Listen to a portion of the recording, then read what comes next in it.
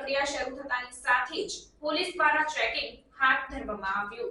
મળતી માહિતી અનુસાર કલેક્ટર કચેરીથી 100 મીટરના અંતરે પોલીસ દ્વારા ચેકિંગ પ્રક્રિયા હાથ ધરવામાં આવી। લોકસભાની સામાન્ય ચૂંટણીને લઈને પોલીસ દ્વારા કલેક્ટર કચેરી બહાર ટ્રાફિકના નિયમોનું પાલન થાય તેમજ સુરક્ષાના હેતુથી ખાસ પોલીસ વિભાગ દ્વારા વાહન ચકાસણી કરવાની કામગીરી શરૂ કરી દેવામાં આવી। તે સિવાય આચાર સંહિતાનું પણ સંપૂર્ણ પાલન થાય અને કોઈ પણ પ્રકારની નાગરિકોને અસુવિધા ન થાય તે માટે 100 મીટરનો રસ્તો પણ બંધ કરી દેવામાં આવ્યો હતો।